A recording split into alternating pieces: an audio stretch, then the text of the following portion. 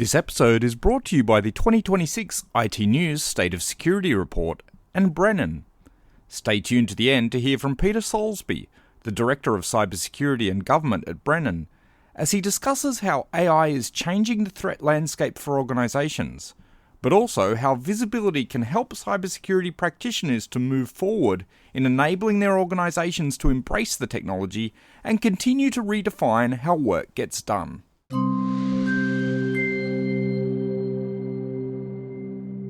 Hello and welcome to the iTnews podcast. Our guest this fortnight is Chris Horlyck, the Head of Cybersecurity Resilience at the Australian Cybersecurity Centre within ASD. Chris sat down with iTnews recently to discuss the planned changes to the Essential 8, including the planned replacement with a new Essentials series.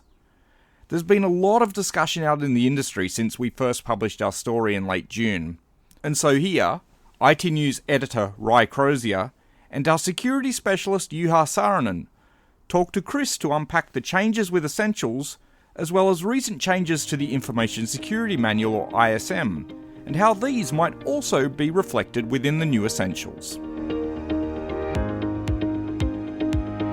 I'm the Head of Cybersecurity Resilience at the Australian Cybersecurity Centre, and that covers a whole bunch of ASD's activities in cybersecurity, and most importantly in this space, all of the advice that we provide out to industry and the public about cybersecurity and what standards they should be looking to meet. And so I cover the ISM, the Essential 8, and what will be the new Essential series.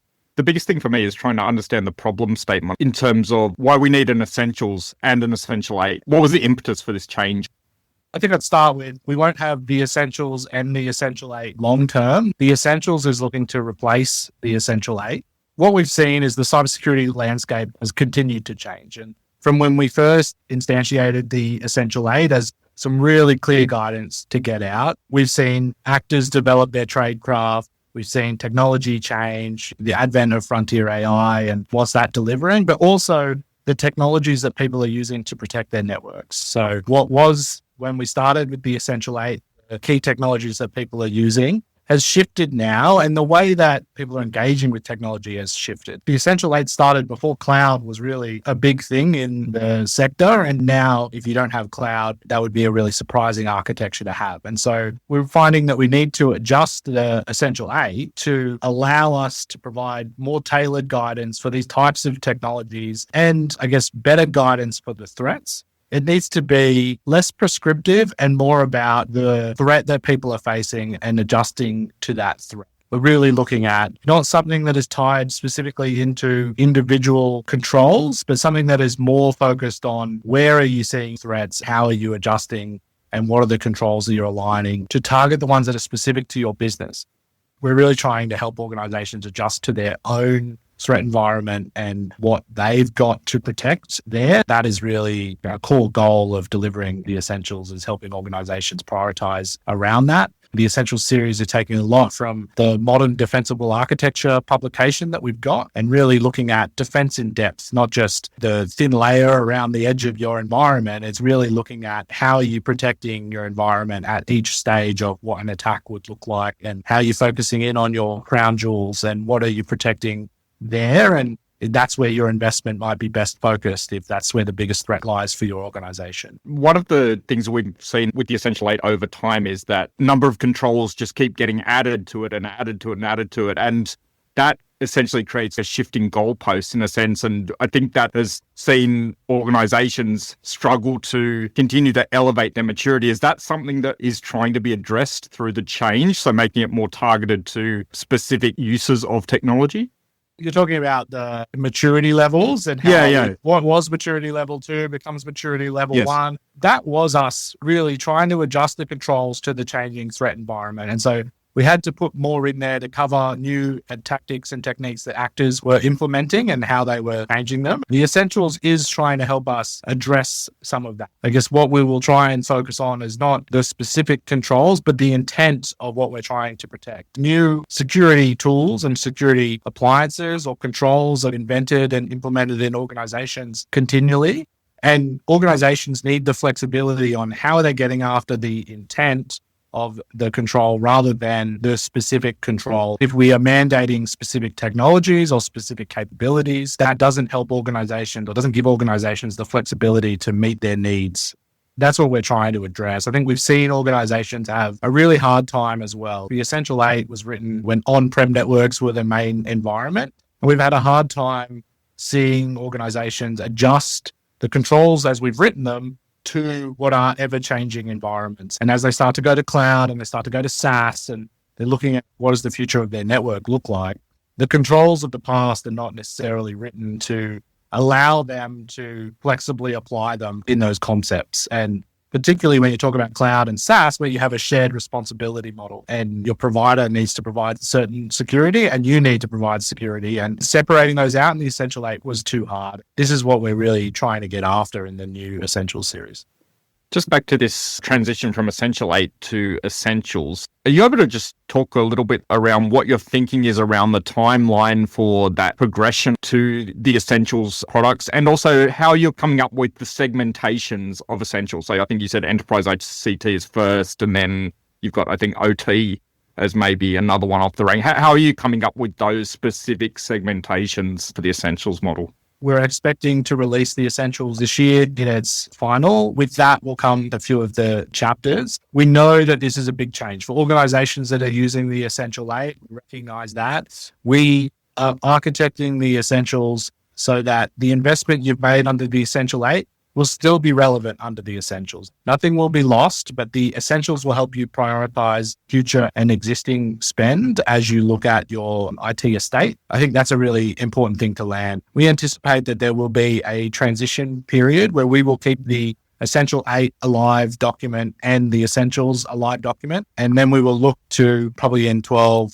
months start to deprecate the Essential 8, and then in 24 months we'll retire the Essential 8 as a whole, and the Essentials will be the key document. We're really working on this, and we'll be responsive to organizations and their feedback on what is an appropriate transition period for them to look at moving to this new guidance. But at least during consultation, that's the timeline that we've got in our minds, where we think is probably enough time to get everyone off the Essential 8 and looking at the Essentials. In terms of how we're coming up with the different streams or the different technologies that we're targeting, we're really looking at where are there significantly different controls and, I guess, threats that might be presented to organizations. Enterprise IT is largely what the classic Essential 8 was targeted at. OT, a new heavy environment that we are focused on securing. It has significantly different requirements to what we see under enterprise IT environments, but equally different controls as well. So we're really focused on giving them a set of controls that is more specific to that environment. The other one that we see is most significant that we'll look to land is cloud. There are plenty of controls available in cloud that we would have dreamed of having in enterprise IT space. I think that is another one that we're really key on landing as well. Beyond that, we'll continue to be responsive to what are we seeing changing in the market? Where are people needing some more guidance and more specific tailored advice to match the threats and controls that they need in a specific environment? Just wondering, because I can see organizations or certain large organizations in Australia having applicability to all three of those categories that you've just mentioned there, cloud, enterprise, and OT. So are they now having to meet three different Essentials packages rather than one as a whole? I don't think the requirement has grown for them under this model. I guess what I see is for the three specific types of environments that they have, they get more targeted controls to meet. And instead of this unified view of here's the controls to apply across everything, it's a more targeted. In your OT environment, here are the controls that you can apply. In your on-prem enterprise IT environment, here are the sets of controls. And in your cloud environment, here are the sets of controls. We know that there'll probably be overlap once we land a consultation. So some of the controls you apply in enterprise IT, you might also apply in cloud, you might also look to apply in OT. But there are differences, and we think that differences are significant enough to warrant their own control set. I think the other thing we notice is that the priority that you might want to implement controls in changes based on those environments as well. And so this will give them a view on what is the difference in priority to implement certain controls in certain environments. I've just been reading about this agentic AI thing as well, and I'm kind of wondering how that will be folded into it, because there's going to be identity and access and all sorts of issues around it as well. Through the consultation, we welcome feedback on what are the additional streams of guidance that they'd really be after. I think agentic AI is one, and we've already got a bunch of products that we are publishing about that and what that looks like and how to secure it. And it's a fast-moving environment. I think that there'll be a popular one in feedback, and we'll see what that shapes out to. But this gives us the ability to do something like this, right? Like pick a new emerging topic that has fundamentally changed the way that cybersecurity is going to be delivered, but also the cyber threats, and be able to deliver guidance that's targeted at addressing those threats, addressing that environment or that utilization of AI that you have in your environment. And that's something that you highlighted in the Essential 8. It would have been just adding more controls into maturity level 2. And then when you got assessed, you found yourself that you were no longer maturity level 2, and it felt like a step backwards when really you hadn't gone backwards at all. Just the threat environment had moved around you. So essentially, AI could become an essentials package in and of itself, rather than, say, something that's seeded in enterprise technology or in OT or in one of the other ones. Yeah, I think it could. I don't want to presuppose what consult was, but yeah, where we see that the threat is significantly different and the controls are different, I think that is where we would look to create a new chapter. And I think AI is such a different environment, having non-person entities who need permissions on networks to access data. The threat that is posed to them from prompt injecting and malicious prompts is significant as well. And so being able to provide controls for those threats and the needs of what agentic AI looks like in environments is the flexibility that really we're looking for in the move to essentials. How will the maturity levels look? What's the kind of thinking around that? Are you going to try and maintain the existing standards around sort of maturity and maturity uplift? Does that require some rethink or some amendment in terms of the different structure of the essentials? I think it definitely requires amendment, but we do know that organizations value a method of measuring themselves against a standard and being able to forecast where they go next and what that looks like. This is something that we intend to build into the essentials and have a similar sort of maturity level measure for organizations. It's something that we're really keen to consult on too, because I think we've heard the feedback about the existing maturity level. We've felt organizations feeling like the goalposts have moved on them. And so we really would value their feedback on how does a maturity model deliver for them in a way that is practical and works in a business context and a reporting context. I looked at the ISM updates recently, and there's this bit about software developers, which I think is really resonating in the community. There's been a lot of supply chain attacks. Everyone's using CI/CD now when you build enterprise applications.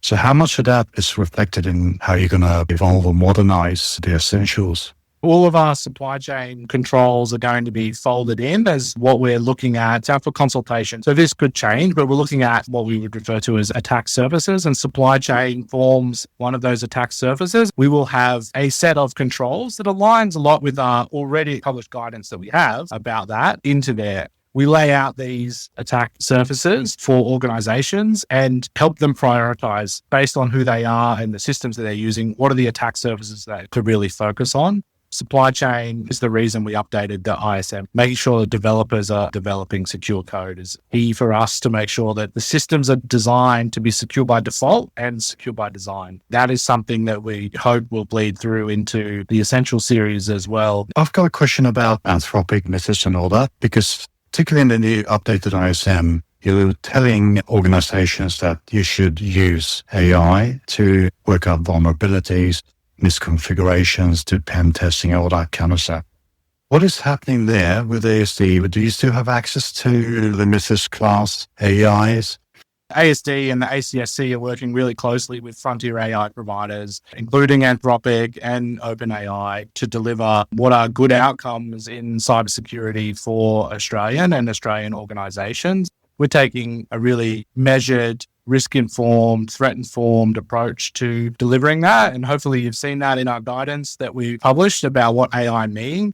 There are absolutely threats that AI is presenting to Australian organizations from a cybersecurity perspective. And we really encourage organizations to release models in a secure and safe manner to the people who can actually use them to secure systems. And I think that's really the benefit that we see in cybersecurity from AI and really frontier AI is that in the right hands, it can be used to fix vulnerabilities before they're released, develop more secure code, and help defenders to scale their defenses in what is potentially a wave of AI threats that they will see as new and more capable models come online. Mythos, Cyber, GPT 5.5 Cyber, these are not going to be the last models to be released. There will be new, more capable models, and organizations really need to respond to that and try and drive their cybersecurity to achieve the basics. We're seeing those are still effective at securing their organization, but also to make use of the benefits of AI as best they can, to develop more secure code, engage with their suppliers and work out how they're using AI to secure the products that they're purchasing, and work out how to incorporate them into your cyber defenses so that you can scale. Just when the information security industry seems to be winning the battle to protect our data and systems, the threat landscape changes. AI has created a new barrage of potential risks and threats. From shadow AI inside our organisations to threat actors who are emboldened with new tools that have lowered the bar when it comes to creating new exploits, information security teams are on the back foot once again. Peter Soulsby, the Director of Cybersecurity and Government at Brennan, says the world is changing fast. Over the last couple of years, we've seen modern technology, things like artificial intelligence, machine learning, quantum computing really start to change the borders that we had for cybersecurity. So new technology has pushed us to new frontiers and a new security topography. So what has happened, I think, is we've moved from being business enablers to a lot of us have started to regress into a block and defend mindset. So new frontier, new tech, a lot of unknown, and that's pushed cybersecurity professionals to be a little bit uncertain about how to deal with all these new things, new attacks, new ways of defense, and some of the challenges that those represent to us. With a fast-changing threat landscape, business resilience is no longer a nice-to-have. Peter says resilience is not just a defensive tool. I think as an industry, we're getting to the point of really understanding the value of cybersecurity and how to motivate for return on investment. And with this new wave of technology, we've, again, having moved back into that sort of regression mode or the block mindset and the please don't mindset, I think we're actually moving further away from cyber resilience than we were potentially a year ago. As a result of that, I think we need to change our mindsets again and become business enablers and look to help the business adopt new technology in order to allow the businesses that we work for to move at a pace that allows them to be competitive in the market. So cyber resilience, as a result, is less about saying no, and it's more about moving towards new technology, moving to adapt things, moving to enable things, and being comfortable with uncomfortable, if that makes sense. Cybersecurity has always been in the business of adapting, and this is leading security professionals to a new way of looking at the world.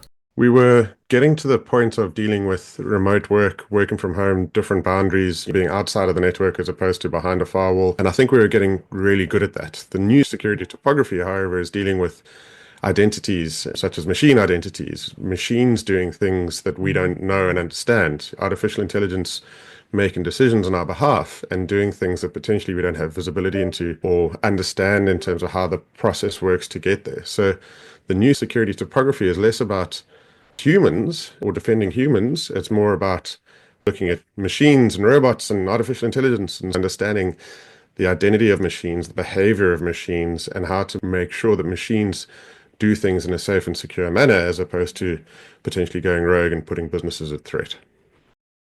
As organisations adapt to this changing world, they need to ensure they have the right foundations in place. And that means taking a risk-based approach and ensuring that they maintain visibility of what's going on with their users.